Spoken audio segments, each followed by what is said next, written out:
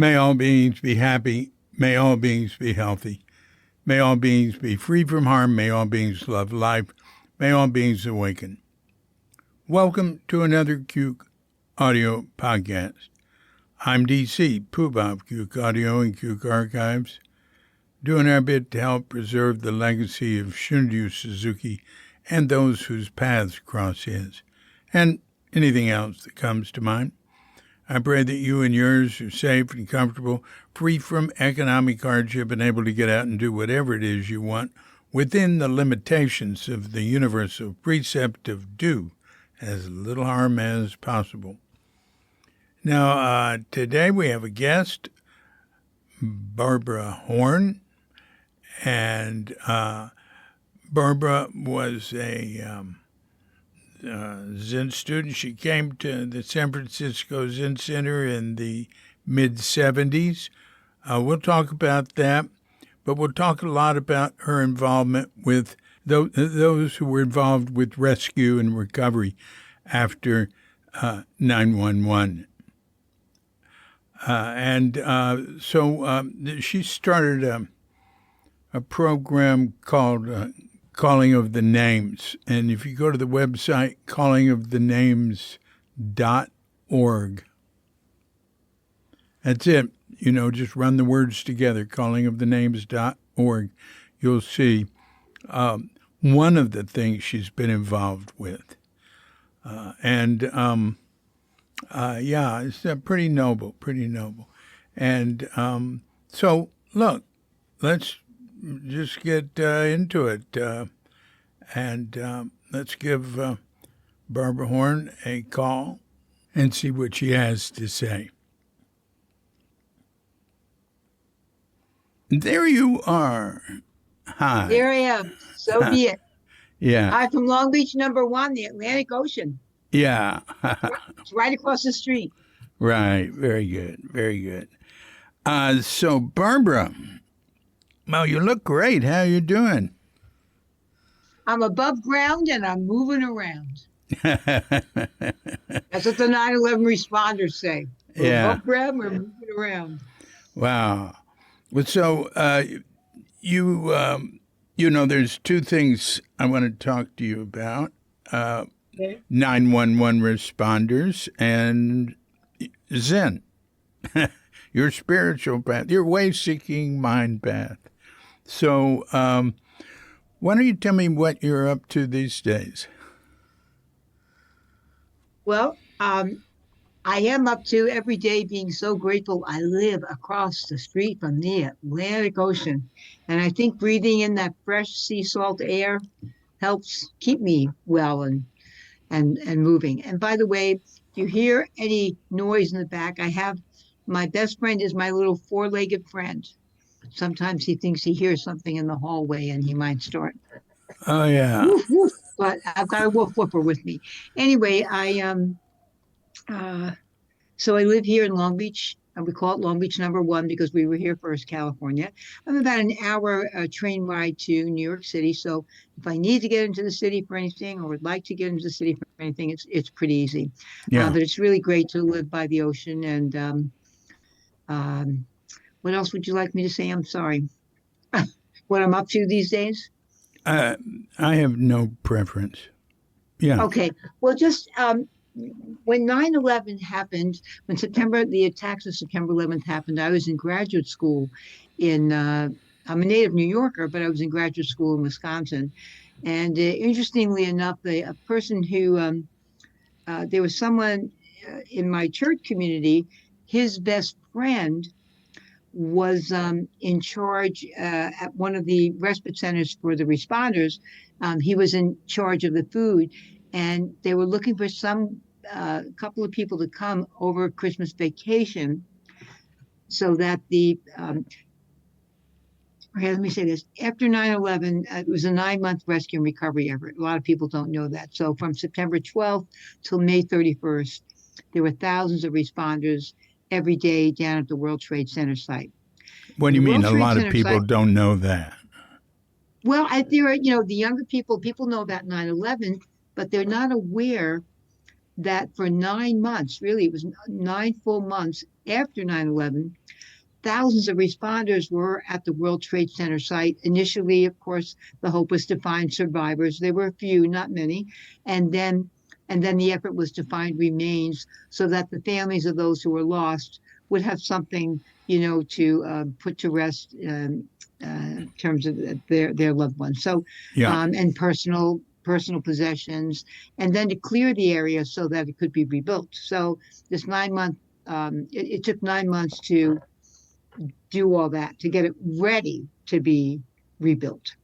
Yeah. Not to rebuild it. Rebuilding started afterwards. So during these 9 months, these responders were down there and they needed a place to rest. They needed a place to go for food, and we had supplies, sweatshirts, socks. I am also here. I'd like to confirm that it's true about the cops and food. The cops will be on the radio going, 4 dozen homemade chocolate chip cookies arriving at 9 o'clock tonight. We are out of Krispy Kreme donuts. Can someone pick some up on the way in? There will be real mashed potatoes for dinner, which will be 20 minutes late. I mean, they were always telling everybody about, they were always keeping each other informed about the food. They said, yeah, it's true. The cops and the food, you can't get away from that. But anyway, I was in Wisconsin in graduate school, and my Wisconsin friend, was best friends with the person who was running the food for St. Paul's Chapel. So when 9/11 happened, 2 or 3 primary respite centers where responders could go for food, for supplies, to rest during a break existed. And St. Paul's Chapel was the primary one. And St. Paul's Chapel is interesting. When I came back initially just to help for 3 weeks, starting Christmas Eve, and because I had 1 semester left for graduate school. But pretty much once I got there, I thought, I didn't serve in the military. I never really served my country. This is it. This is where I want to be. Yeah. And so I stayed there until the respite effort concluded on May 31st. But that's where I learned that New York City was the first capital of the United States. I didn't know that. And that George Washington had been sworn in Federal Hall, and he had walked all the way up Broadway to St. Paul's Chapel. And that's where he worshiped for I think it was 1 or 2 years that New York City was the first capital. Then it went to Philadelphia, then to DC. But so here I am. I remember looking over at 2 o'clock in the morning. They don't anymore, but there was a little booth, Washington's booth, and they put the podiatrists in Washington's booth. We had podiatrists, chiropractors, a couple of different medical people to help the responders during their breaks. And I remember one time looking over at 2 o'clock in the morning and seeing a responder getting his foot worked on in George Washington's pew. And I thought, how wild is this? I am standing in the chapel where our first president worshiped, where revolutionary soldiers are buried, and where after the worst attack on American soil, responders are coming for comfort, for care, for supplies, food. So that was a profound event in my life. And what happened afterwards, I was always kind of in tune, and each year I'd go to the ceremony honoring those lost that was on September 11th. Of course, I eventually met some family members. I became very close with a Japanese family. There were 23 Japanese families that lost someone at the World Trade Center during the attacks. So I became very good friends with one of those families, and I ended up going to Japan. That was a whole nother story. But anyway. Wait a minute. Yes. You went to Japan, and it was sort of interesting. How long were you there? I went for, I was there almost 3 weeks. We had been invited for 2 weeks, but I stayed an extra week. There were 3 of us who went. We were involved with September 11th support with the families, and so we were invited by a Japanese group to come over. So they sponsored our trip, but I stayed an extra week because I found out about this. I wanted to do something Zen. I'm in Japan. Hello. I lived at the San Francisco Zen Center for all those years. Suzuki Roshi was Japanese. I knew Okasan. I called her when I was there in Japan to see if I could see her, but she was so tired. Her son said, she's just too old and fragile to receive visitors, but she waved, she gave me a wave, so I waved back. But and they love Americans, at least they did then. I don't know about now, but in Japan, I had people who just come up to me at the train station. Are you from America? They wanted to practice their English and wanted to, speak. But Hmm. it was a very interesting place. And then so when we finished visiting the Japanese 9/11 families, of which there were 23 of them, we didn't see them all, but we saw many of them.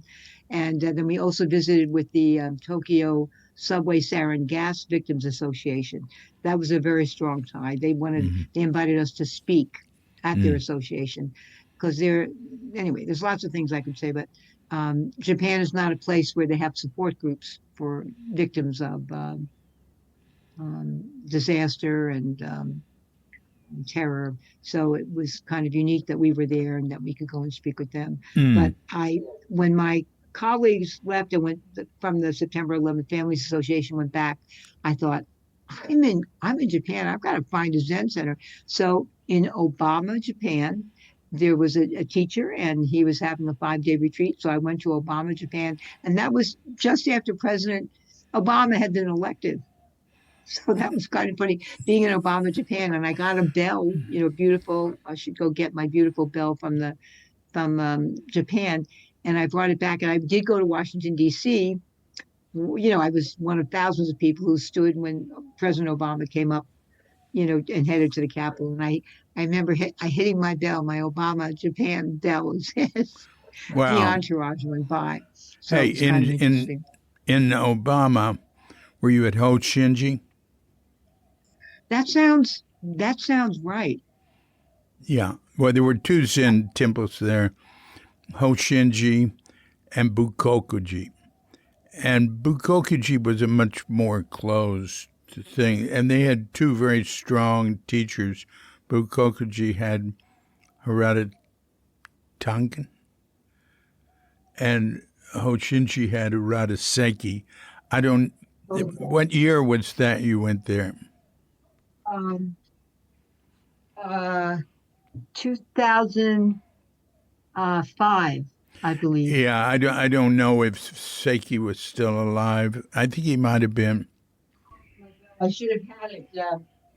I don't know if you can see it. This is my bell from Oh, there's Obama. your bell. Oh, It's my bell. beautiful. Oh, very Obama, nice. Japan. Yeah. Yeah, it's a nice Yes, bell. it's something. It's, yeah. Ah, Yeah, then it resonates. yeah. Yeah, I've been to Yeah, both it's a big those sound. temples, incidentally. Oh, have you? Yeah, I met both teachers. Um, I'll have to find out. I guess I'll go back to my emails from that time, and I'm sure I mean, I hopefully it'll indicate the specific temple. I didn't realize that there were two, but whoever was having the sesshin or the sitting um, in I remember I went. They invited us. They invited us to come to. I think it was the 10th anniversary. Yes, because 1995 is when the sarin gas attacks happened in Japan. So it was 2005. So they invited myself and two other people to be their guest speakers. And I believe it was March 19th that happened. mm, So I remember initially saying, because they wanted us to come over on the 17th, and I was asking if I could fly over on the 18th because I traditionally go to the St. Patrick's Day parade in New York City. I mean, that's a big deal for me. So I remember Mrs. Takahashi, who was in charge of her husband was one of the train conductors um, and had died during the sarin gas oh, attack. And she had invited us up. She was the head. Japan is not known for having support groups. So she was very unique. That's how come we met her. She came over to New York after 9/11 to see how we were organizing community support for mm, families. Because it was something that was so new and unusual in Japan. And mm, she wanted to learn more. And then she invited us to come. But I remember saying, I wanted to change the date when I was coming, and she said, Barbara, because it's son, Barbara son, you come, we celebrate St. Patrick's Day. So On St. Patrick's Day, on St. Patrick's Day, they took me to a Japanese restaurant, of course, and it was all Japanese food. But then she said, "We have something for St. Patrick's Day."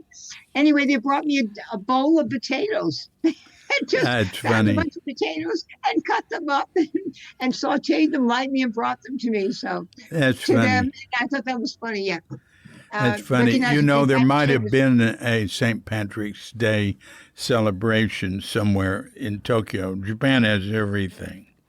Uh, Yeah, I know. That yeah. was funny, but there was very. I appreciate it. It was very funny. They were all smiling. They were so happy that they got this Irish woman some potatoes on St. Yeah, that's Patrick's Day terrific. in That, Tokyo. that's terrific. But So, uh, what's, incidentally, you said there weren't support groups. One, I lived in Okayama, which is near Hiroshima. And I knew hibakusha, survivors of the nuclear bomb attack, and I went to meetings. And well, I went to a PSR meeting. I don't know what they called it, but that's Physicians for Social Responsibility. uh, But they weren't really involved in any sort of activity that would help reduce the threat of nuclear war yeah. or help victims in any way. It was more like they just get together and reminisce, it seemed to me. Um, well, I know. I wondered if we'd go to Hiroshima, and we did because we went to. As I said, there were 23 Japanese families. We didn't meet all of them, but we met about 12 families, and one of the families was in Hiroshima. And of course, initially, everyone's very formal, and you go somewhere, and there's a lot of bowing, and there's a formal exchange. Once the formal exchange is over, then we went to lunch, and Mr. Ito was the he and his wife. They had lost their son in the Twin Towers, and they were from Hiroshima. So at lunch, okay, at lunch, he begins talking. He he had been he was 8 years old, I believe, 9 years, nine, no, he's 10 years old when Hiroshima happened. And he told me it was an educational city. So he was in school 5 miles outside the city. His brother was in school in the city. His brother died, but he lived. And he just sat there and he said, I remember. And he started to talk about the sky. I mean, he described what Hiroshima looked like after the atom bomb dropped. So that Mm. was extraordinarily powerful. And then I come to find out. So here's this man, he lost his brother in Hiroshima, and he lost his son in the Twin Towers after the 9/11 attacks. Oh my He ended up God. speaking. I know he became a speaker in Japan, and he did some speaking when he came over to the United States to children about violence and families. And he's probably not with us any longer because he was, I think in his 70s then. But he was a very interesting man, and he was very much talking about peace. He was it was really powerful to be with him and to hear someone who'd been there that day and who survived talking Wow. about talking about what it was like. They dropped the atom bomb and here's what happened. Like, Mm. wow, yes. So it's interesting. Mm. So now you've been involved with an organization for 911. What? What's it Well, called? actually, it's my friend and I started it, and we started it because of this of my Japanese. Well, we got the name of it from my Japanese trip. It's called The Calling of the Names. I became a liaison after 9/11 with this Japanese family, the Sumiyamas, and each year I would let them know about. They used to come every year to September 11th Memorial, and so each year I would let them know ahead of time because each year for a while a museum would have different groups reading. Sometimes they'd have parents, sometimes siblings, sometimes spouses, children. So I would always let them know. Sometimes they would bring someone. Sometimes they would be a reader. That's what they were called there. Anyway, this one year I was communicating with them about what group the museum wanted to have read the names. And when the translator answered back, the translator said, yes, the Sumiyamas would be happy to call names. And it made me realize that the word reading doesn't Yomo. really communicate. Reading makes you think you have a book in your lap and you're silently, you know, reading words. But when you're speaking in front of a microphone at a public ceremony and thousands of people are listening and thousands of people are watching you, that's not reading. So they called it calling. They said, yes, we'd be happy to call the names. And that One stayed with me. thing is same word in Japanese. It might be different kanji, but both read and call are yomu. Interesting. And does one indicate something different, or they could be you just know its meaning by the circumstances? Yeah. Well, Okay. I think they're different kanji. Oh, But, interesting. I haven't been involved with Japanese in a long time. And I, can also mean to recite, to chant. Yeah, mm, when you chant a sutra, it's sutra yomu, it's okyo yomu. Anyway, I think that's interesting that you said to read, but you're not reading, you're calling, and I immediately thought, oh, sounds the same in Japanese. uh-huh. Well, it was inspired by the Japanese. The title. I mean, Mr. and Mrs. Sumiyama inspired me to give it that title because I don't. We're not just reading names. We're calling the name out. We're speaking for a moment in time on behalf of a person who used to be with us and is no longer. So I don't like reading doesn't really convey the intention. Right. The calling does. It's like it's like reciting the sutra. Yes, beautiful way to put it. Yes. Yeah. So Name o yeah. yomu. Yeah. Oh, right. Yeah. I love being in Japan. I felt so comfortable there, and people would come up to me. The first 2 weeks I was with, I was with the people who invited us and doing different things and speaking at different places. But the last week I was on my own, so that was interesting, kind of navigating. I took the subway. I guess I took the version of subway to Obama, and then I took it back to Tokyo. But people would come up to me and say, "Are you American?" Yes, may I speak my English? They really wanted to practice. They knew it, they'd studied it, but they hadn't had a chance to actually speak with someone who was a native speaker. So Right. I found that interesting that I was approached a fair amount. Yeah, you can make money off that too. Oh, there's a thought. Oh, sure. Sure. I was sitting in the Imperial Hotel, like very expensive place. I just want to check it out, having their very expensive coffee. Really, like $10 or something back in Wow. 1988 or something. Wow. Maybe it Probably was $100 now. maybe it was $6. But Wow. anyway, a guy came up to me and asked if I could help his. He was with a woman who was working on a paper, so I helped them for about an hour, and they gave me about the equivalent of $80. Wow. Yeah, I didn't Nice. even ask for it. But you know what I did then? I said to the doorman, "Okay," I said. Yeah, I said, the newspapers in America talk about how a cup of coffee is whatever it was, $10 here. I said, "Where's a cheap cup of coffee?" He said, "Go down to the train where the tracks are. Down there is a number of little coffee shops." And I went down there and got some coffee for $1.25. Wow. But the reporting always takes the most extreme thing, right? Mm. Anyway, go on. You were Well, you were calling the names.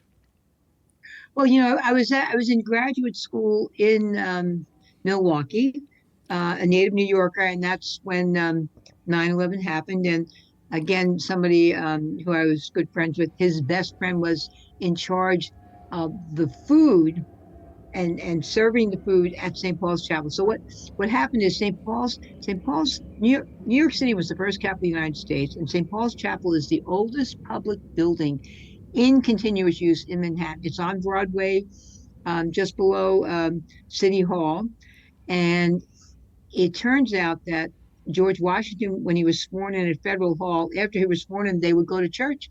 So he walked up a couple of blocks north on Broadway, and George Washington worshipped at St. Paul's Chapel for the 1 or 2 years that New York was the capital. So fast forward, after the worst attack on American soil, the World Trade Center complex was right behind St. Paul's Chapel. So where do we, what's one of the main places where responders go to get supplies, to get food, to rest in the pews, when they have a little break.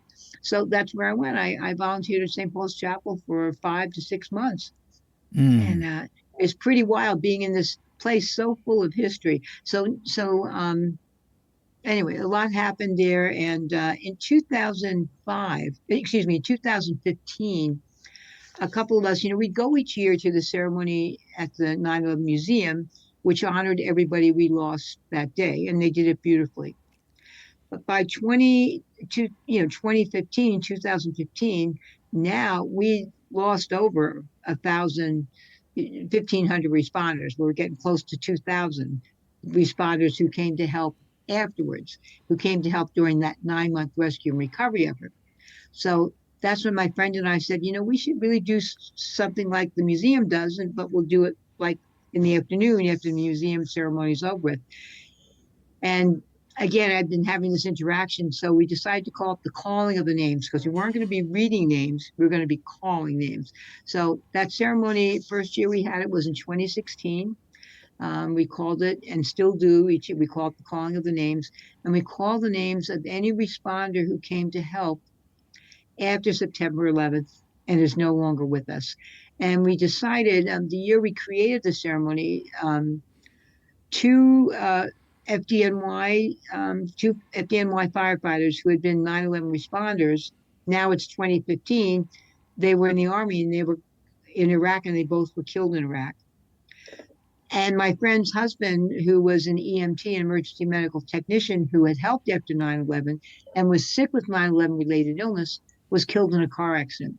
So we decided if someone came to help during the 9/11 rescue and recovery effort and they were no longer with us, we did not care the reason for their death. If they came to help and they died, Right. and so that's our rule. And we also call them by their title. So unfortunately, it's made me sad.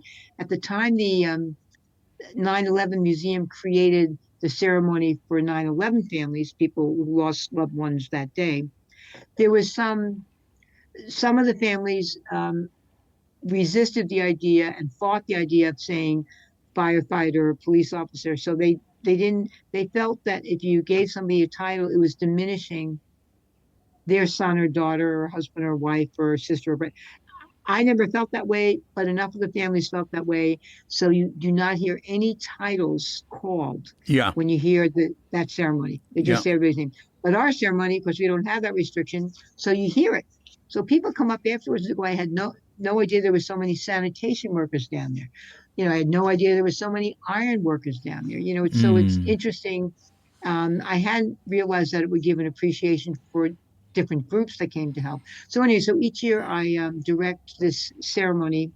It's gotten so long now. What we do is we can't call. We now have almost 3,000 names, and that takes hours. So what we do is we call the most recent 450 names that we have of responders who have died, and then when that's done, I turn and I say, we do it at St. Paul's Chapel in Lower Manhattan in the afternoon of 9/11. I turn and I say, are there any other names we that anyone here would like to call? And so usually there's about 10 minutes of different people coming and calling names. And I have a couple of names I call too of friends who, aren't in the most recent 450. So, and sometimes family members will call me and say, I can't come in. Would you call my loved one's name? And so that sort of thing. We have a very simple little website called Calling of the Names, plural. And we have last year's ceremony on there. So anyone could go and look and, just watch 5 minutes of the ceremony if they want to, and they could see it's sort of similar to the September 11th museum ceremony. We tried to keep it in that same format. So that's I want to get this down. Calling of the names. The names. Yeah. .com. Oh, ceremony. Yeah. Well, I'm not sure if you need the word ceremony. I could look up my Google.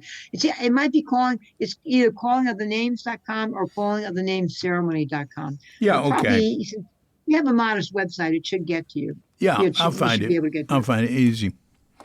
Yeah. Now I have a question. John Stewart has been very involved with responders. It's been mainly from the point of view of getting support for them for funding for their medical needs, etc. It's been amazing how hard it was to get any funding to help them. What do you know about that? Well, I know that the first, I'm trying to think, it was 5 or 10 years, a good 5 years after the attacks, and probably 4 years. The attacks happened on September 11th, and then from September 12th to May 31st was the official dates for the 9-month rescue and recovery effort. Once there still was, of course, body parts were still found, remains were still found. After that, there's just a much smaller group that was down at the site. So a couple of years after, and the World Trade Center Health Program was getting on its feet, but it didn't have long-term funding. So pretty early on, maybe 2002, 2003, John Theo, he's pretty well known. John Theo, a responder who got hurt, injured, he started this campaign to which hundreds of us joined. And we go on buses to Washington, D.C., 2-3 times a year. And we go down, and so that's like 2003 or 4. We go down, I'm not sure what year it started, but we go down on these buses, and we'd see our senators and our congressional reps and say, we need funding. This needs funding. So that happened for several years. And finally, it was a short term, yet you've got it for 5 years. And I think we kept on going, until it was extended to, this is going to be 20 years. So anyway, it was pretty well set.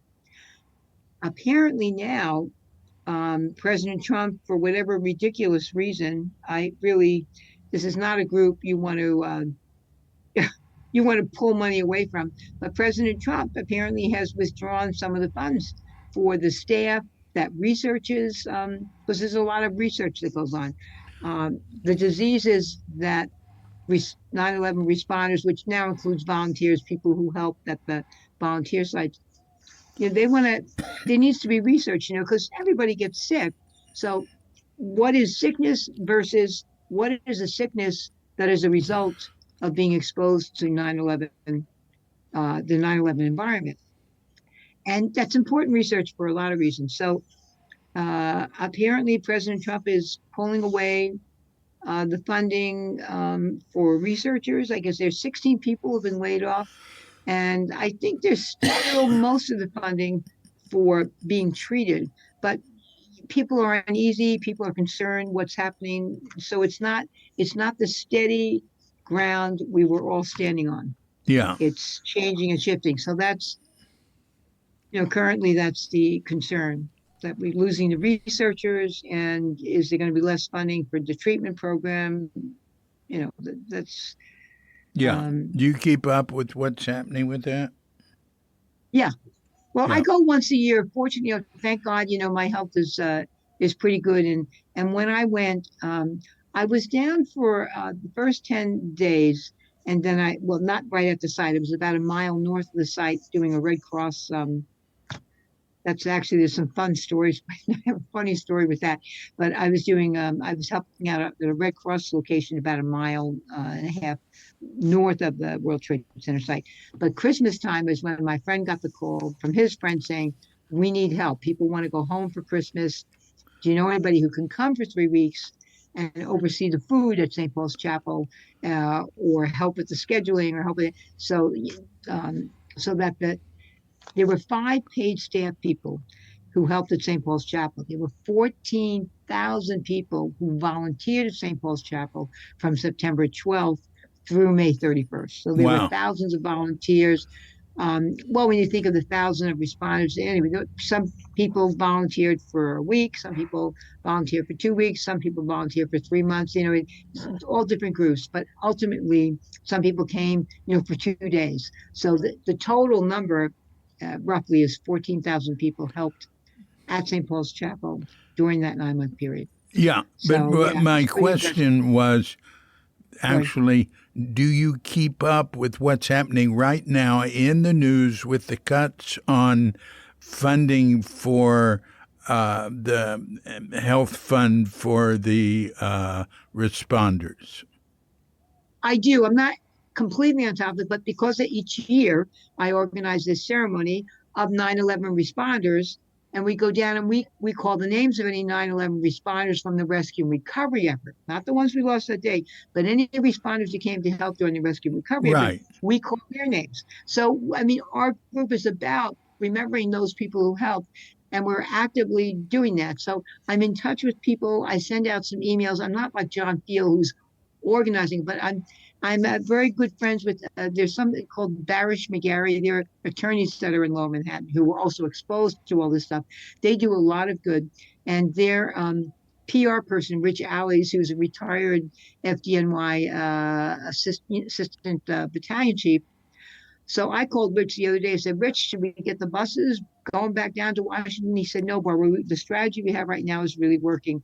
Because I said, I'm ready to go back to Washington. this is ridiculous. So there is a strategy going on right now. There are people who are working. Because President Trump is futzing with the funding. Maybe instead of Elon being Musk. definite. Elon Musk, before Trump, is the one that cut the funding. What's the point? Is that what you want to do with 9/11 responders? Oh, well, they're people. They're just an exercise in pointless cruelty. They're like Bill Gates just came out and said it's not a pretty picture when the richest man in the world is killing the poorest children in the world, cutting off funding for U.S. aid, which was 1% of the United States budget or whatever.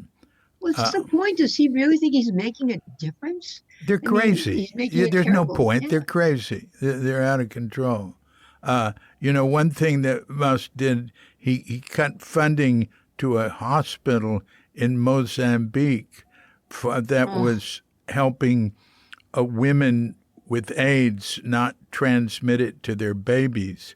But it was in an area called Gaza. So he said they were giving condoms to Hamas. He got it confused with Gaza near Israel. And so it's just madness, really. It is. It's just evil madness. And evil, what is evil? It's making terrible mistakes that are harmful on purpose. But yeah. Well, I hope they get their funding back. I know Jon Stewart is involved with it. He just brought it up. Good for him. He was very good. He used to be, he was on the buses when we go down for those 5 years. At this point, as I said, though, my friend Rich Charlie is a retired FDNY battalion, assistant battalion chief, said, they've got a strategy and they've got a small group. But if that changes, man, I'll be the first one on the bus. Yeah. To go down and sit there.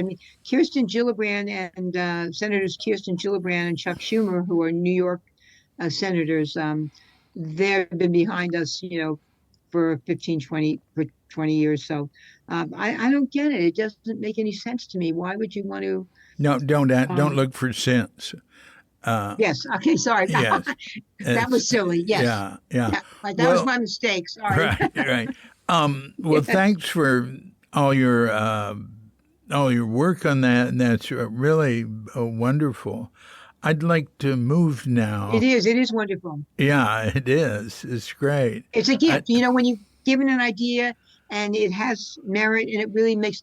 I'll just say this and then I'll be quiet. I think. So we'll see if Barbara Horn really keeps her mouth shut. So when I see that a responder's died, if I can, if near, I go to the wake and I have a little card. I have it all written down the card, and I say to let's say it's oftentimes the spouse. I'll say, I'm about to say this to you. And I want you to know that everything I'm saying is also in this card. But I said, we will remember your husband. We want to remember what he did, and so each year we're going to call his name. If you or anybody from your family would like to come in and call his name, we welcome you to call his name. You can also see it because we're on our YouTube. When the ceremony happens, you can watch live. But I said, and then the last thing I say is, and we know that there's no way your husband could have been a responder and did what he did and gone down to the site for all those months and all those crazy hours without the love and support of his family. So I want to thank you mm, for being such a loving, supportive family. And that's, mm, and that, boy, what a difference it makes. It's a gift that I can do this. You know what I mm, mean? mm. When you do some good and bring some comfort in such a wild situation. Yeah, 15 years after everything, somebody dies because of it. yeah. The death rate for the responders was phenomenally high, right? I mean, they were getting all sorts of illness.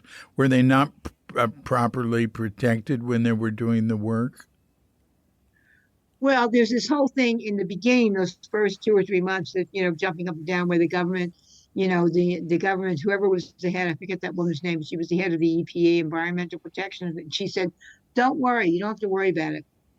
But I got to tell you, I went down, I came back like September 23rd, so before I was involved. But anyway, I remember walking down to the site. You had to get off the subway about a mile and a half north.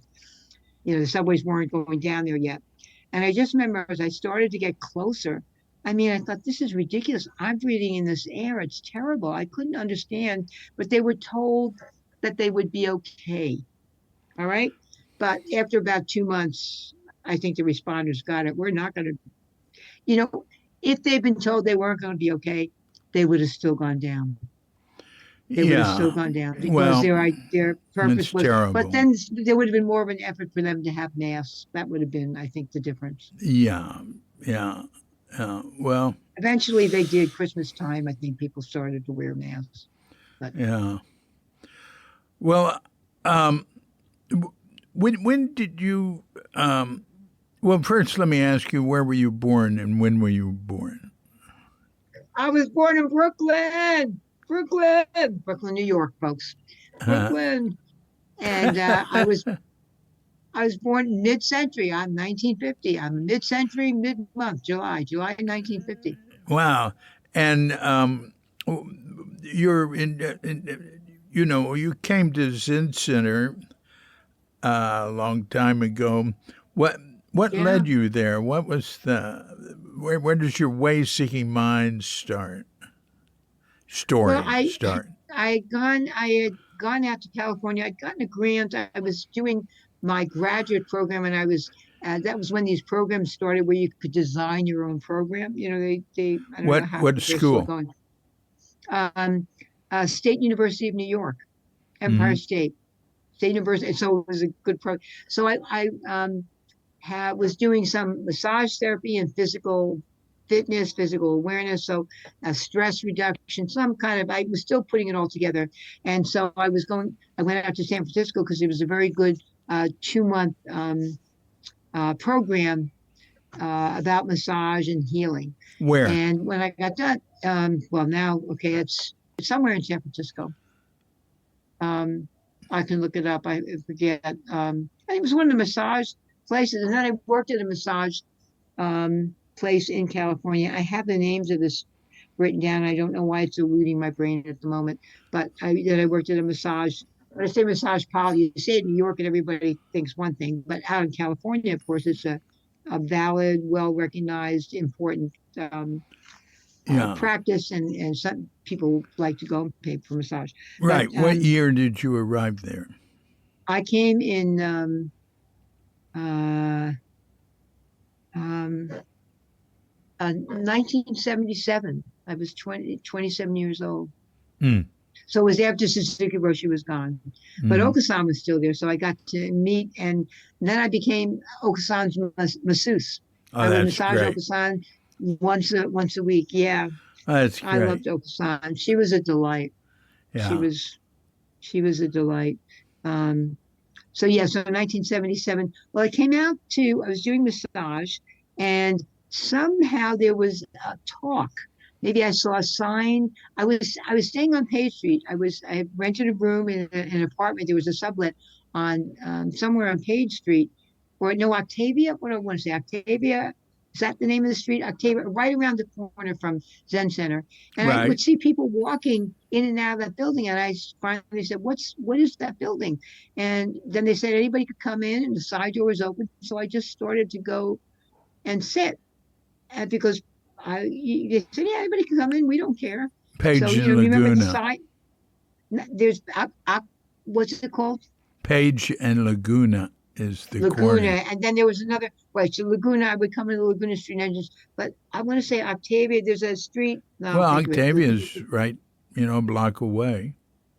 Okay, right. So that's where I lived on Octavia, and then I'd walk over. So it was just I happened to be renting a space near the Zen Center. I saw people going, and of course it was the grocery store. And anyway, so Mm. I remember listening. I decided, I guess I'll go to a talk. So I went to this talk, and it made sense to me. Baker Roshi talked, and I thought this makes sense, and it was so clear. There was a clarity about what he said and how he said it. It was simple, it was clear, but it went boom right into me. And so I started to come on a regular basis, and then eventually I applied to be a resident, and then I lived at Page Street. And ultimately, I went to Tassajara for a year and a half, I believe it was. Oh, and I got to work at the bread bakery, the Tassajara bread bakery. That was great. Yeah. Working at the bakery, that was fantastic. So who the heck did? Anyway, I worked at the bakery. I remember that. I worked at the counter. Yeah. Tassajara Bakery. Yeah, it was. Yeah, Tassajara bread bakery. Isn't it called Tassajara bread bakery? Maybe, I don't know. And maybe, then I worked so. at Green's restaurant. Is Green still there? Is Green still going? Oh, yeah. Yeah. What years were you at Green's? Because I was the host there, the maitre d', for the first 2 years. Yeah, that's when I was there. Because it was 77 to whatever. And then I went to Tassajara. No. Green's started in the 80s. 79. 79. So I must have, when I came back from Tassajara, maybe I was at City Center for a year or a year and a half tops, and then I went to Tassajara for a year, and then I came back and I worked at the bakery then, and then I worked at Green's restaurant. Maybe I worked at the bakery before I went to Tassajara, and then I worked at Green's. I was at Green's when it first opened, so I started working there when it first opened. So that first year or two, I did work at Green's. But we were together. Yeah, we were. Yeah. Do I look familiar to you? I remember you very well. Oh, okay. Big Mouth Barber. Right. Big Mouth Barber from Brooklyn. I could never call anybody else Big Mouth. Because it's you use it for yourself, huh? Right. I tell you, I never imagined not living in New York, but when I was when I was involved with the San Francisco Zen Center, I thought, this is my practice. This is where I need to be and want to be. So I missed the seasons. I like winter, believe it or not. I like snow, and I missed all that. But I felt that my place, that I had found this amazing practice, in San Francisco, and I knew it was a gift. So, I was there until the trouble happened, and then things shifted. Oh, so that was 83. Okay. Yeah, yeah. How was your relationship with Richard Baker? It was fine. He was my teacher. There was never anything inappropriate. I mean, I wasn't close with him, but I mean, I'd go see him, and he always had a fair amount of insight. And I got nurtured by his, I don't want to say sermons, but his lectures, however, it was the best way. So basically, I was maybe how it was supposed to be. It was Yeah, proper relationship. But yeah, I was a little horrified when I heard about the scandal. yeah. Well, it gets so blown up. I mean, there was basically, just one student that Oh, he had. really? Okay. I thought that was one or two at the most. Well, Okay. there were two, but the other was part of his his think tank, his ivory tower. You know what Where I is he mean? now, by the way? Yeah. Right now, Where is I he think now? he's in California. He's getting ready to give a talk at the Zen Center. Uh, San and Francisco Center? Yeah, all that stuff Wow. was so long ago, 42 years Yeah. ago. The way people Wow. drag it out, if he'd murdered somebody, they'd have forgiven him or forgotten about it. Americans are just so fixated on anything having to do with sex. And, no woman ever accused him of abuse or anything. It was people learned he'd had an affair, and the two women said, "Hey, we're not complaining. That was just something that happened." Ah. But there was more than that. There was, how much was being spent and different things. Which it happens with organizations. Yeah. The founder gets what David Katz called founder's disease. They get like a little entitled and stuff, and for the organization to grow, sometimes they get rid of the founder. That happens a lot. I've seen it happen a Yeah. lot. But There were I've many good people there. Linda, oh Steve yeah, Weintraub, and Linda Cutts, good people. yeah, There were many good people there who helped me. It wasn't, I mean, Baker Roshi, of course, was instrumental, and he was my teacher, and that was the reason I was there. But I think that I it got supported by the people, the other practicing students, yeah. Oh and how yeah. they welcomed and supported you. I don't think I would have stayed if there wasn't anybody else being helpful and supportive No, and encouraging. Just a teacher wouldn't have been enough. right. It's the Yeah, like sangha. yeah, I like working the bakery, and of course, Okasan. I got to massage her once, sometimes twice a week, but usually once a week, and she was always very kind. I mean, her English wasn't too good, but I had a rapport with her, and that was Yeah. important too. Oh, that's wonderful. That's wonderful. And by the way, I liked ringing the bells. I like that, and I like the ceremonies aren't for everybody. So I found out that I'm a person who likes ceremony, who likes that type of rhythm for the day. Yeah, yeah. Do you use any bells in your ceremonies for the 911 responders? I do if we sit quietly for a few minutes, then at the ceremony, I don't always do it, but now you're reminding me, and I will do it this year. But sometimes, we'll have a few minutes of just sitting. I mean, I can't make them sit, but we're sitting in church pews, and I just say we'll have a few moments of quiet, and Yeah. then I, end it with the bell. Do you bring that bell? You bet I do. It's easy. I can stick it in my pocket. That's great. Shove it in That's my great. pocket. Hop on the subway. Yeah. If the noise gets too loud in the subway, maybe I should hit the Yeah. bell. Well, so things got a little discouraging in 83, so you split. Where'd you go? What'd you do? Well, what happened is, I mean, I stayed for a while. I didn't leave immediately, but then Baker Roshi left. But what happened is Jack Kornfield came. Uh-huh. And Jack Kornfield was from the Insight Meditation Center in Barry, Mass. Now you may have, saying, I'm a native, I'm an East Coaster. I loved the seasons. I missed the season. So when Baker Roshi took off and Jack Kornfield came and was talking about the meditation center in Barry, I applied to be on staff there. I thought, well, let me go to Massachusetts for a year or two, get back into the season. I'll still be at a meditation center, and maybe by then Baker Roshi will be back. And it was how I addressed the temporary uproar at Zen Center. Yeah. He came, and you remember different teachers came. Lucy Aiken Roshi came from Hawaii. I remember different teachers came and visited our community and talked to us. Do you remember that, David? Oh yeah. Oh yeah. Yeah. So I remember Aiken Roshi came. I was impressed with him, but I never had a desire to go to Hawaii. But I missed the East, and along came Jack Kornfield, and thought, and they needed, and they also needed staff. So I was able to.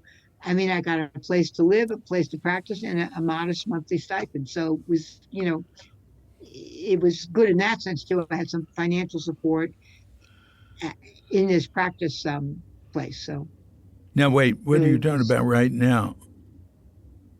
Well, no, then when I left San Francisco Zen Center, I left that to go and be on the staff at Jack Kornfield's place in Barry, Massachusetts. So in Barry, Massachusetts. Oh, that's you see. I never think about him on the East Coast. It's always Spirit Rock, Oh, right. Was he? Yeah, he not moved far there. from Spirit Rock in Sonoma County.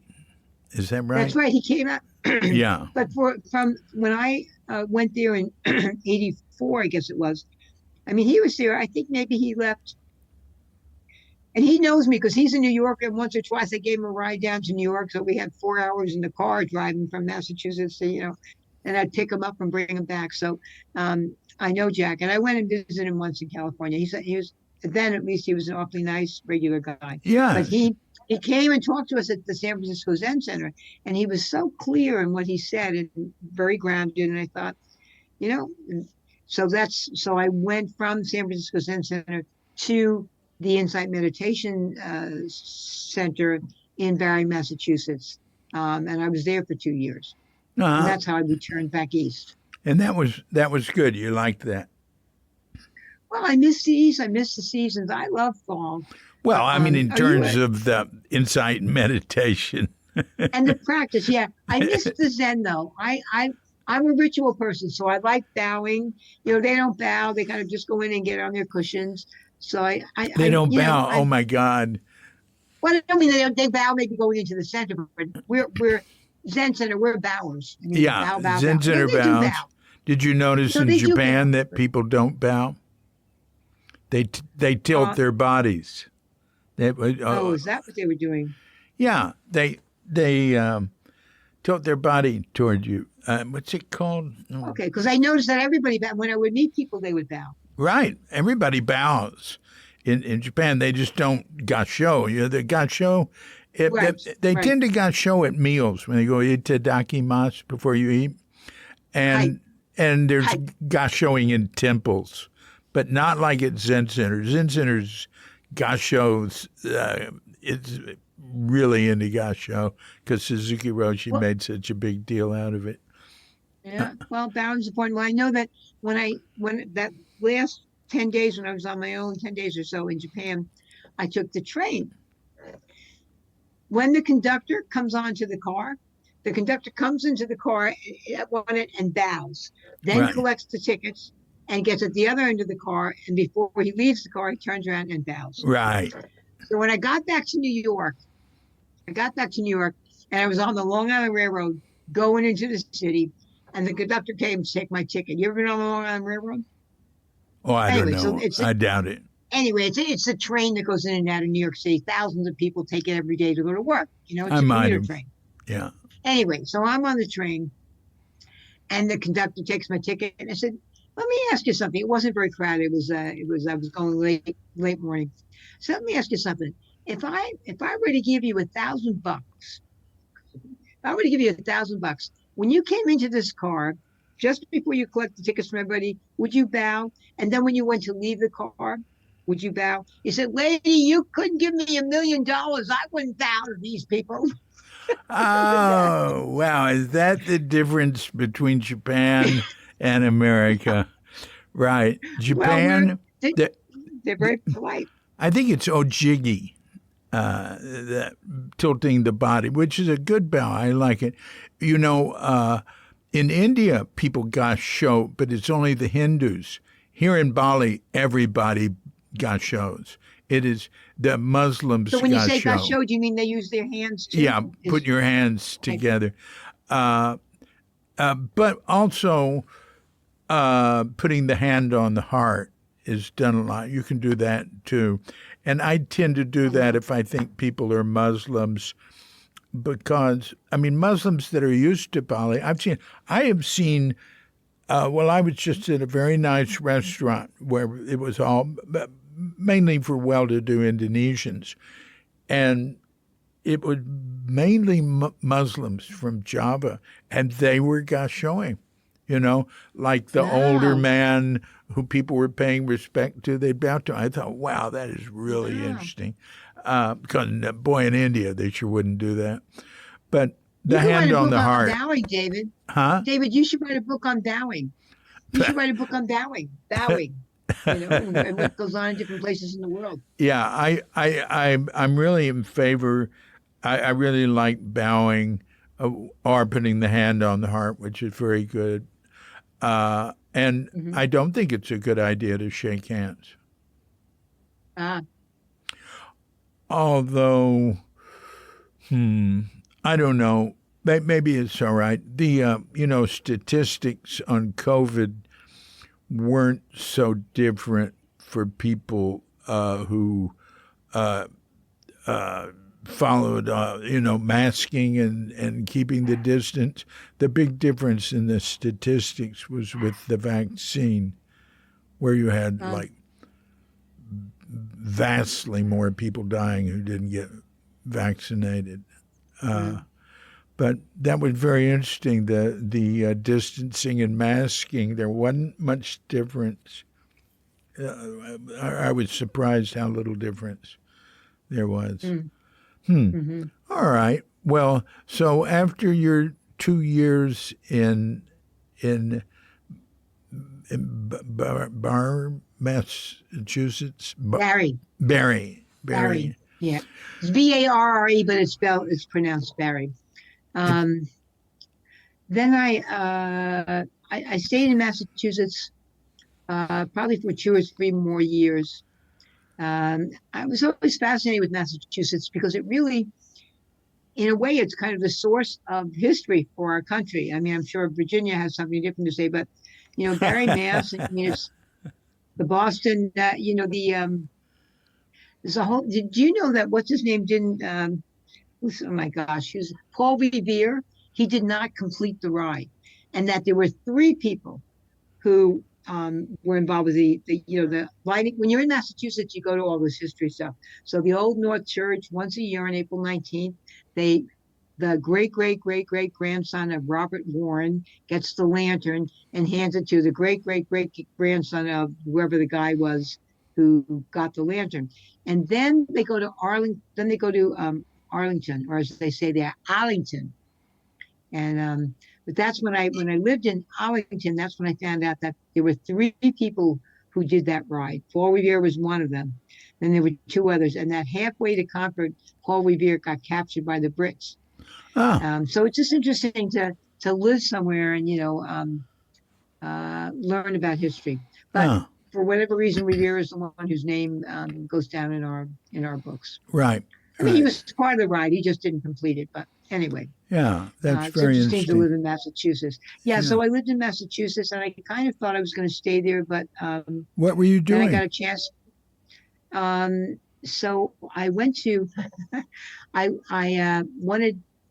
Why did I go to Massachusetts? Well, I went initially to Massachusetts because Jack Kornfield had come to San Francisco Zen Center. So I went to and lived in Barre, Massachusetts, and worked at the retreat center for 2 years. And then when I was done there, I had been told about this. I liked baking And so there was Cambridge School of Culinary Arts. So I decided, well, there was a family who needed a nanny part-time. So I lived with a family in Cambridge part-time. And then I started to take classes at the Cambridge School of Culinary Arts. And that's where I met Julia Child. Do you remember Julia Child? I met Julia Childs. She came to Greens. Oh, really? Oh, you met her when she came to. There we go. Okay. Yeah. What did she think of Greens? Did she say? Oh, yeah, she loved it. Oh, cool. She loved it. Cool. Well, yeah, because she lived in Cambridge. Well, she didn't teach it. What she did is she came one time. So I was taking two classes. One was baking and one was culinary arts.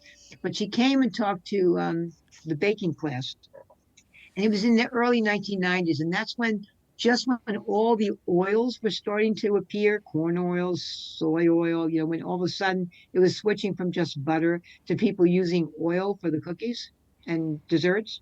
Yeah, Julia Childs was Miss Butter, Butter, Butter. Oh, let me tell you. So she came to our class. She took apart a lobster, and she was amazing. She used everything. But when she got to the dessert, I'm going to stand up now. She got to dessert. She leaned over and she looked at us. She said, "You do use butter." And we all went, "Yes, Julia. We all use butter. We all need butter." She was horrified that something besides butter was being used. You do use butter.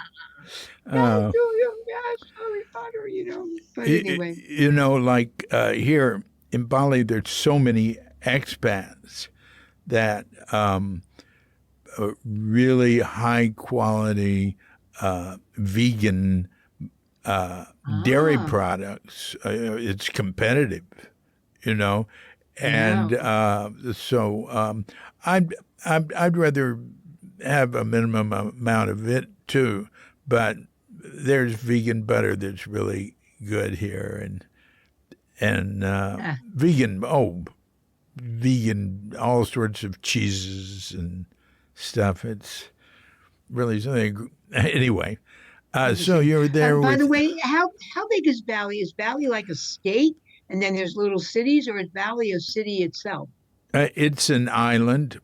Between Java and the next island is Lombok, and it's about the size of Marin County and Sonoma County, so not real big.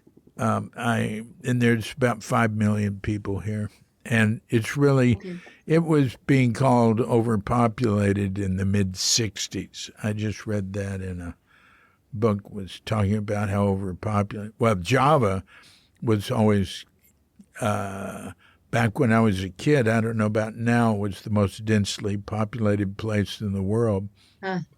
But they don't have, I don't think of it as having, terrible poverty like India. It does have a lot of very, very poor people, but, and there are some very poor people here, but it's not like America, where it's just all this pathetic poverty and homelessness.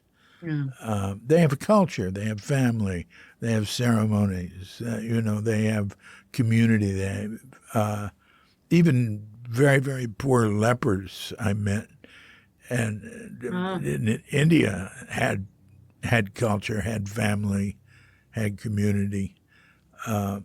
America is...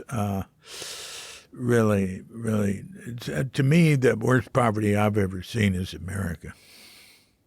Well, I was told, I didn't meet her, but when Mother Teresa came and spent a little time in New York City, she was at the Catholic Worker. I have friends who are involved with the Catholic Worker. And my friend said that she told them that, certainly in New York, she said, these are the loneliest people I've ever seen in my life. Yeah. And so she was just struck by how many elderly people live by themselves in an apartment without any support, without any, that was such a foreign concept. Yeah. You wouldn't have, your grandmother wouldn't be living in a place all by herself. Yeah. The family is so important in Asia. Of course, it breaks down in some places, but family, culture, ceremonies, they really hold people together. Hmm.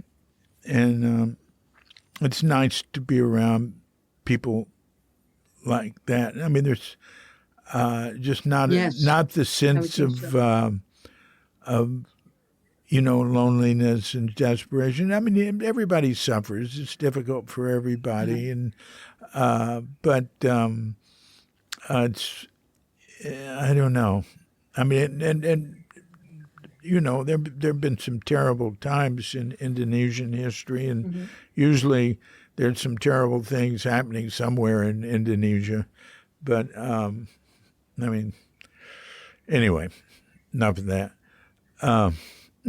So there you are with Julia Child. Ah, What came of would that? you? I have a picture of me with her. You want me to quick grab it? Can you? No, just Okay. send it to me later. You send me a lot of Okay. nice pictures. And I thought I've got to send you. I mean, the skies tonight, just before it came in, the clouds, and they got black. It's you don't often see the black clouds, because it's nighttime. But they were all these different shapes. I'll send you the picture I took of the Yeah, clouds you've sent me a tonight. I sent lot it to of you now. cloud pictures. My gosh. But You like I them? want you and of course I like you and Julia Childs too. Okay, I'll be sure. I like to see that. Yes. Yeah, it's a fun picture to have. I'm glad I have it.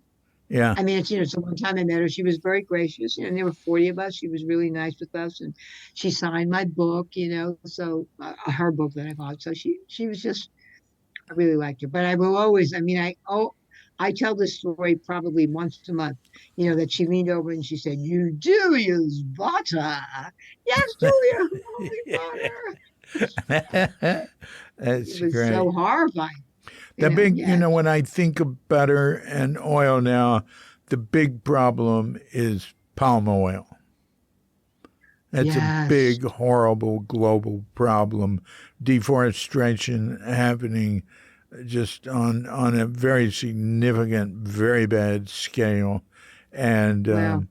I remember the army here in Indonesia, maybe worse than anywhere, probably worse than anywhere, the, eliminating jungle for planting more palm trees for palm oil, and and a lot of illegal burning and stuff happening, and Wow. to a level that Singapore is sued because of all the smoke coming over to Singapore and Malaysia. But Wow. anyway, Malaysia has their own problems too. But I remember the army guy who was in charge, the general or whatever was in charge of protecting the jungle. He said, "Well, what can we do? It's progress, right?" I don't buy. I look at if something is palm oil, I don't buy it. I No, mean, she gave it's us such a well. She said it is bad for you. You don't digest it. She said, but anyway, it does the harm to us that we're trying to supposedly avoid yeah, because the body doesn't digest it properly. So olive oil is good, butter, and canola oil. But most of the other oils they can't be heated. They get messed up when you heat them. mm. That was what Julia told us. What about coconut oil? Um, it was of all the oils that were on the not to heat it up list. It was the one that had the least problem. I know I look for coconut. I buy coconut oil, coconut milk. Um, but generally speaking, when you heat oil other than olive oil and canola oil, it changes the molecular structure. That's what she was saying. That was Uh huh. Uh 24 huh. years ago. Uh huh. So I don't know. Maybe they do something different with them now. I'm not sure, but I stick with Yeah. olive oil and butter and canola oil. Those are the I just stick with them. Yeah. Yeah. Yeah. Yeah. In America, the coconut oil gets hard. Mm, It's always warm enough here for this liquid, unless you put it in the refrigerator. yeah, uh, right. so, All right. So where did that lead? I'm trying to what happened after I was in maybe somehow that got me did that get me up to Vermont? I lived in Vermont for a couple of years and I never ever thought I would leave Vermont. I have a friend who's an atheist and I said, I can prove to you that God exists. She said, how? I said, just come to Vermont in the fall. Vermont is one of the most stunning places for colors. I don't know how much experience you've had with being around fall colors. Spring can also be pretty beautifully dramatic too, with all the Yeah. budding colors. So those 2 seasons, it was just great. And then I never thought I would leave Vermont. I thought, that's it. I'm here. I mean, I have landed. This is God's country. I'm here. I'm in Vermont, and I really thought that's where I would stay. And of course, life happens. Yeah. So my niece became ill in Milwaukee, and my brother and sister-in-law travel a lot. So I went to Milwaukee for 6 months to be backup for them. And anyway, one thing led to another, and then ultimately I was in Milwaukee when 9/11 happened. I went back to New What York. So you were in graduate school. What were you doing? um, I was getting a degree ultimately it was in a master's in communication, but I dispute resolution and mediation. Oh, really? I did. Here's what two things happened. I went back to help, and then someone said, the Catholic seminary is giving away free scholarships for master's degrees. So I thought, I was surprised that a seminary would welcome lay people. So I went over to the Catholic seminary just outside of Milwaukee, and indeed, I got a master's in pastoral care. That's what they called it. And Hmm. while I was there, I became interested. I wanted to do something about mediation. So that's when I heard about the program at Marquette. And ultimately, I got a scholarship at Marquette. And so I joke, I say I have two masters and no mister yet. But yeah, I have an unrequited love in Ireland, and I'm hoping sometime in the next year I get over to Ireland. But anyway, yes. So I have two masters. So I got the masters from St. Francis Seminary in pastoral care, and then from Marquette in mediation and dispute resolution. So how to solve problems, fighting and conflict, Has how to that work with helped you? conflict. Yes, it has. It has helped me. No, Yeah. what do you mean? No. What do you mean does it help me? You try to start a problem yet? No, no, it has helped me. And if nothing else, it makes me take a breath. Yeah. And I did when I was in Milwaukee, that was a whole other thing, that our dispute resolution program it had been designed by Justice Janine Geske, and who ultimately was a justice on Milwaukee Supreme Court. And she designed the program at Marquette, and she took us into the prison.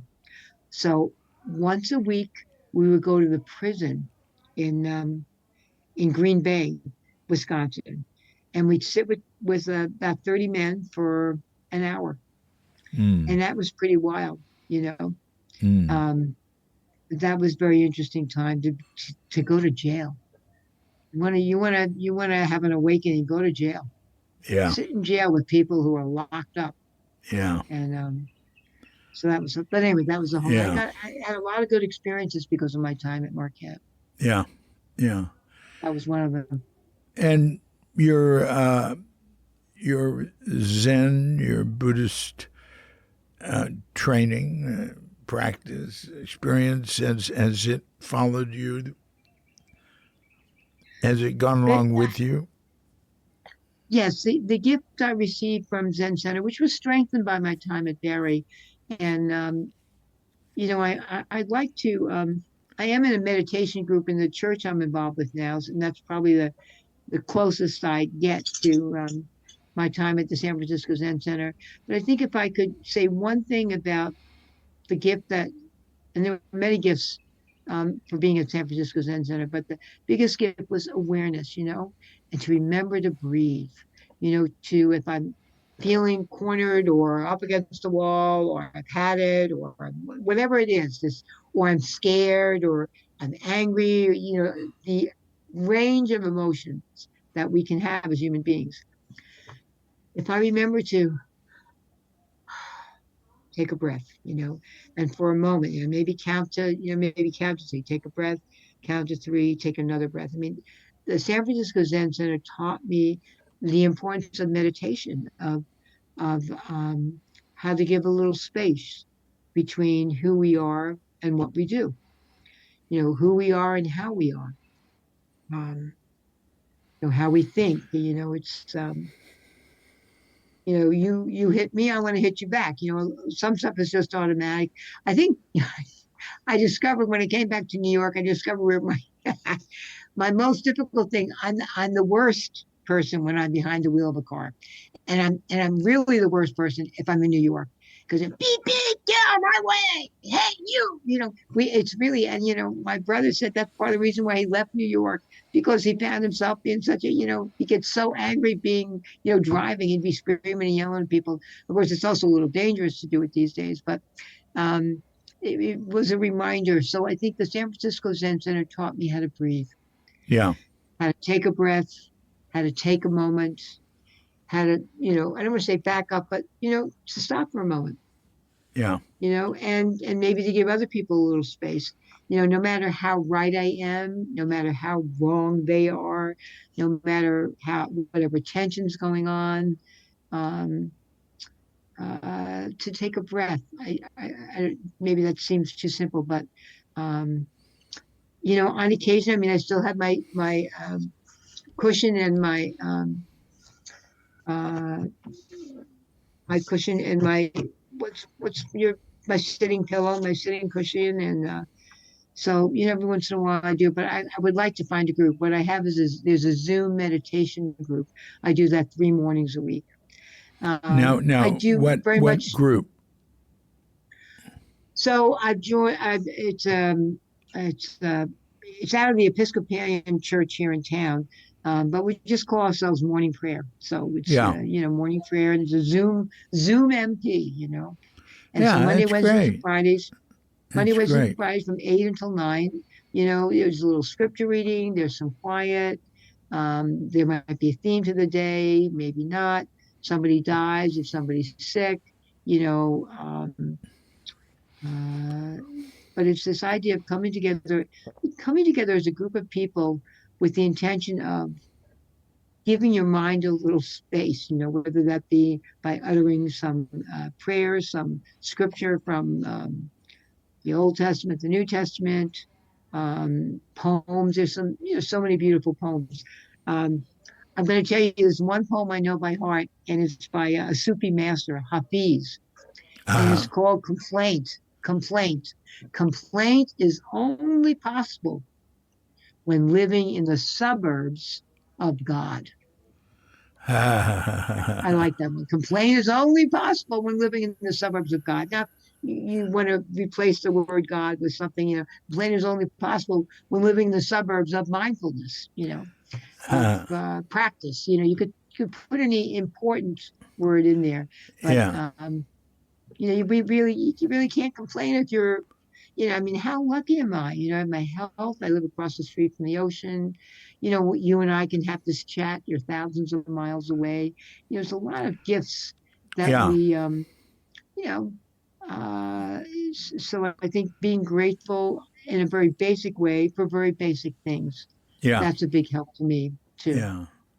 Yeah. We are literally, I think, on opposite sides of the world because time wise we're 12 hours apart. Wouldn't that Wow. wouldn't that be, I mean, you're at PM and Wow. I'm at AM. Wow. Oh, incidentally, AMPM. right. Um, you were talking about driving in New York.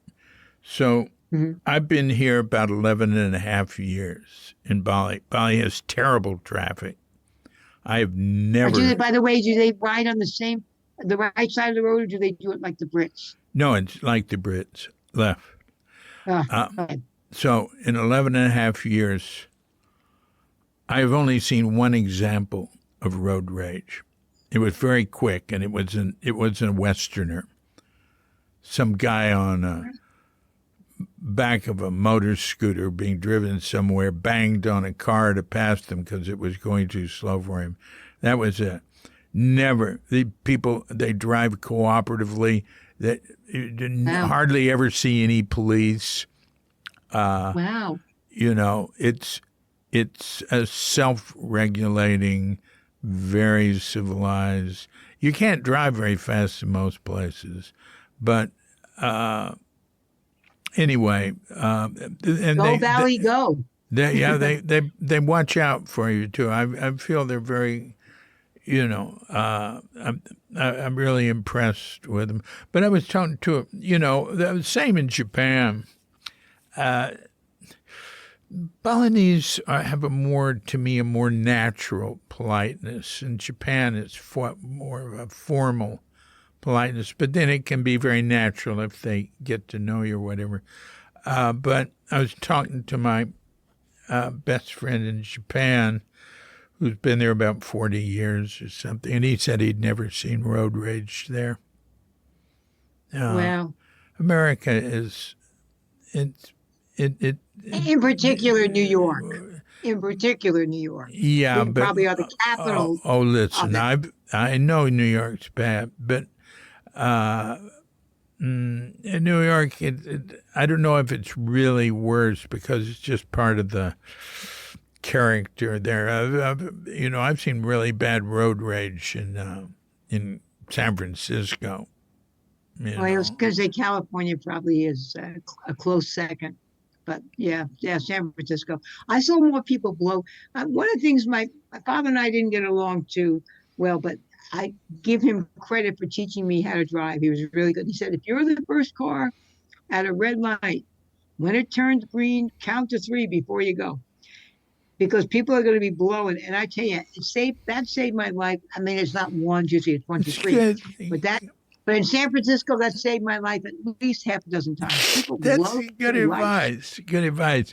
Hey, I had a wonderful Camry that was run into, and it knocked the lot off in the front, right? And I got a $3,500 check to get it fixed from Geico. And I didn't do it.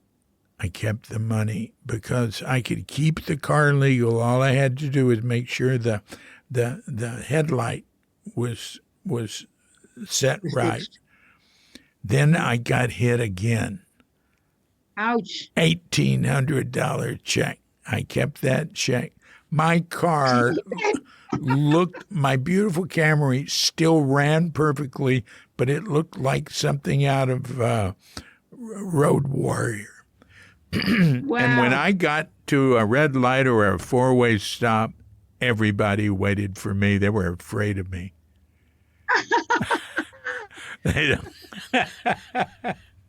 That's funny.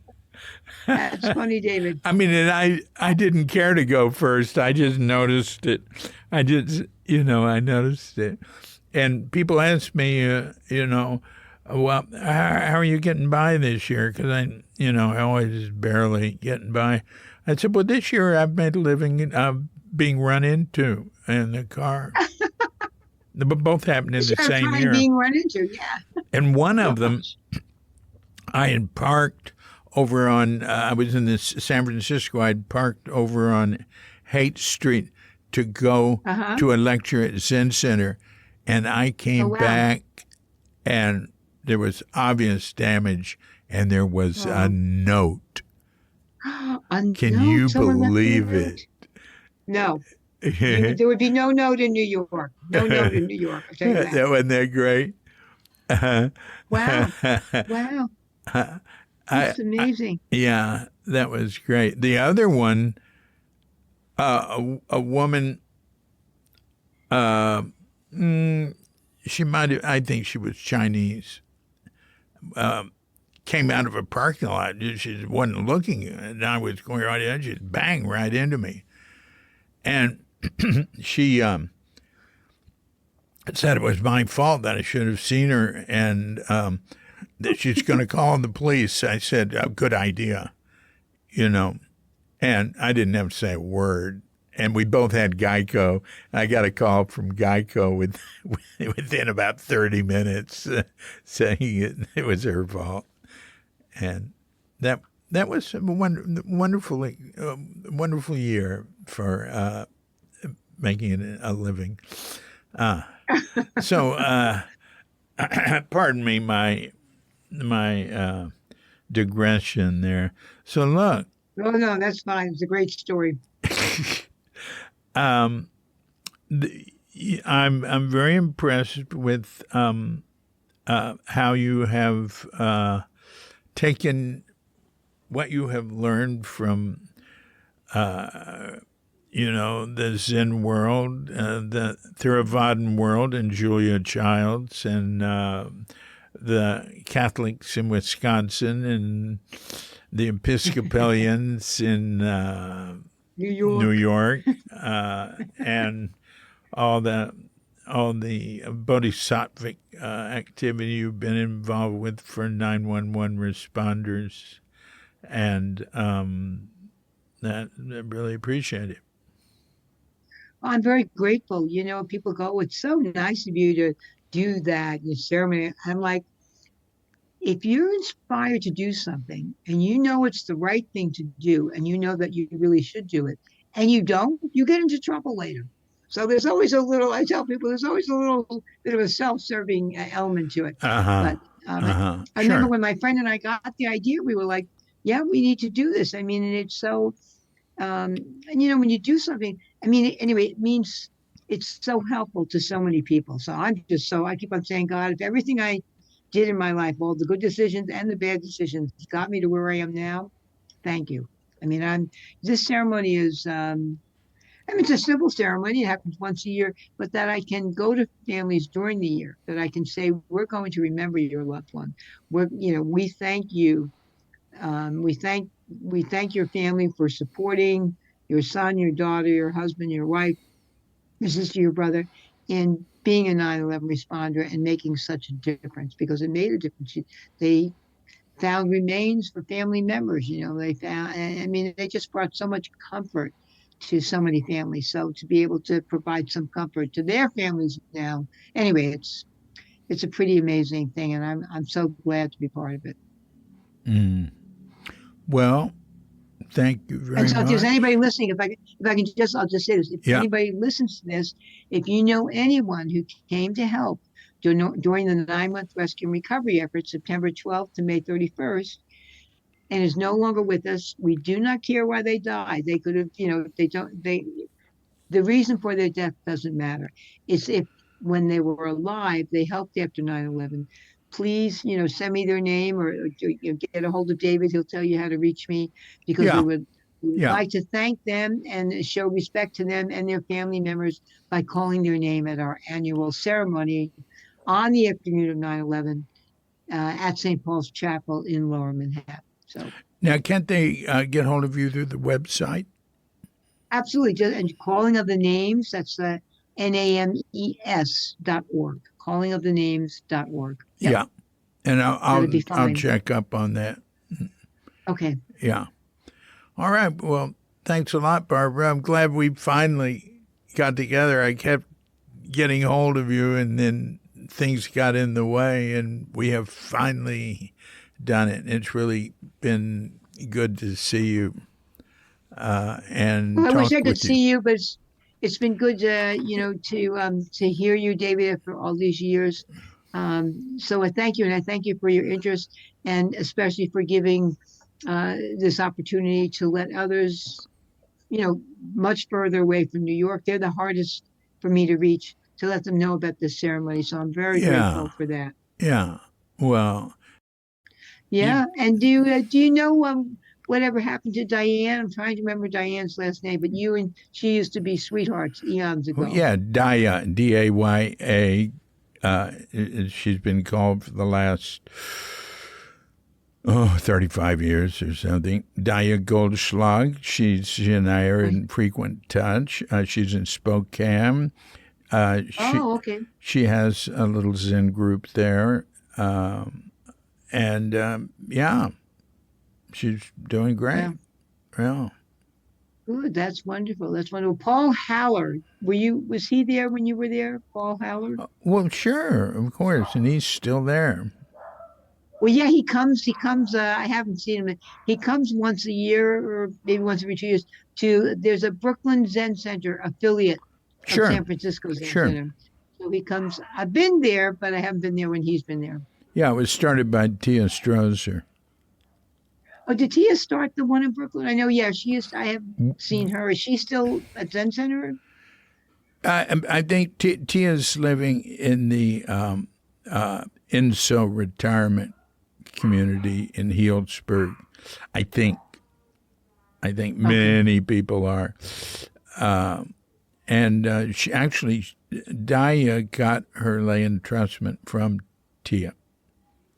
Nice. Yeah, Nice. yeah.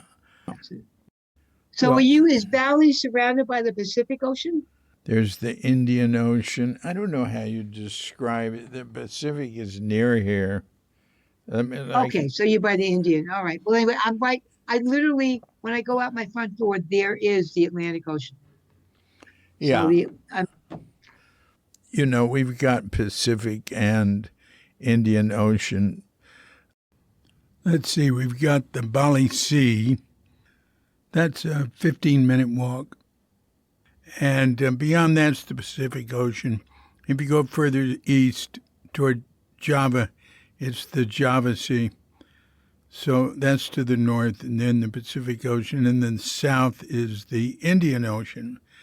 And where the Pacific and the Indian meet, those right here in the Indonesian archipelago, those are the strongest currents in the world, which is why the Komodo dragon is not in Bali.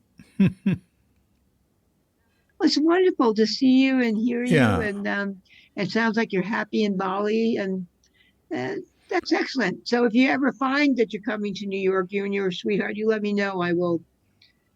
I could probably find a place for you to Yeah. stay, and for not much Yeah. or anything Yeah, at all, or Katrinka something was like that. born You in stay for a couple Manhattan. days, something like that. Daya was born in the Bronx. Okay.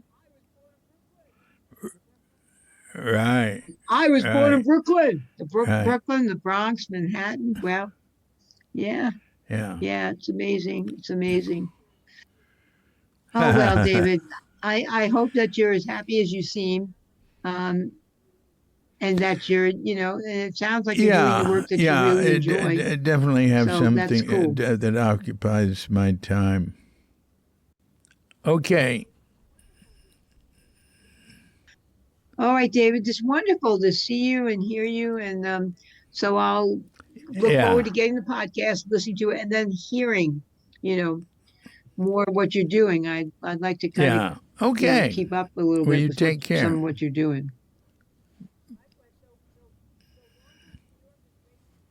Likewise. So Long Beach, New York is waving to halfway around the world. Isn't this wild? You're halfway Yeah. around the world, Yeah. and we're talking like we're across the street from each other. Yeah. Okay. Yeah, Blessings you and too. peace. Thank you, Bye-bye. David. You be well. You and your family, all the best. Okay. Bye.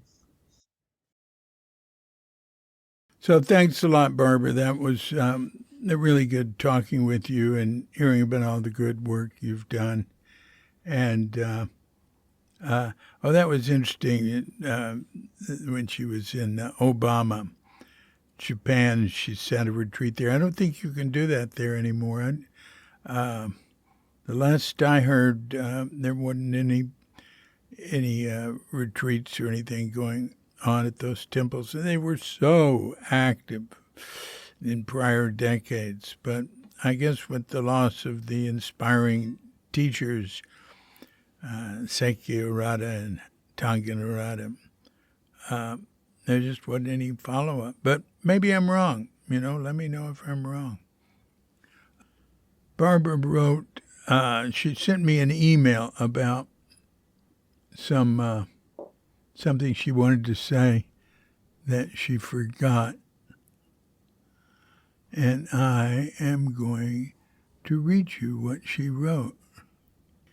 So Barbara writes, during my volunteer time at St. Paul's Chapel, during the 9-month rescue and recovery effort following the September 11th attacks, I fell in love with DSNY, Department of Sanitation for the City of New York. DSNY's primary job to keep the streets and sidewalks of the 5 boroughs open and clear. Consequently, they were the ones who collected all the World Trade Center debris and transported it to Fresh Kills landfill on Staten Island. DSNY is a small group of workers, 150 at most. Most sanitation workers worked the full 9 months. Police and fire have thousands of workers, so they rotated. I called DSNY the unsung heroes. They told me, that's okay, Barbara. Garbage is a hard thing to sell.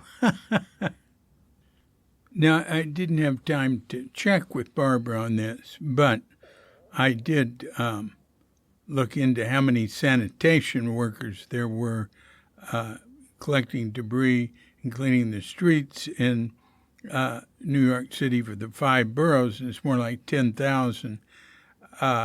So what she obviously means is, whereas the police and fire departments rotated those who were assigned to clean up 911, the sanitation department left the same workers, at her calculation about 150, assigned to the 911 cleanup. On the 50th anniversary of Dr. Martin Luther King Jr.'s death, I started Sanitation Appreciation Day in Long Beach, New York, a memory of who Dr. King was with when he was murdered, the striking garbage workers in Memphis, Tennessee. This seems a fitting way to remember Dr. King and to thank these dedicated and largely underappreciated workers. Barbara wrote another email with more addenda, and what I'm going to do is I'm going to put it on a page for her on cuke.com. So if you want to read more, just go to cuke.com, cuke.com, and write Barbara Horn, or just Horn might do it, Barbara Horn in the site search box. Or you can go to people and then names and go down to Barbara Horn and click that. Okay, blessings and peace, she says.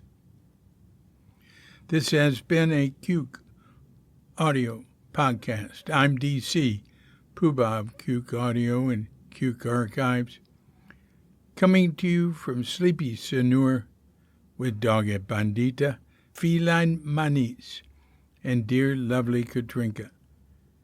And we're wishing you and yours and all of us a grand awakening.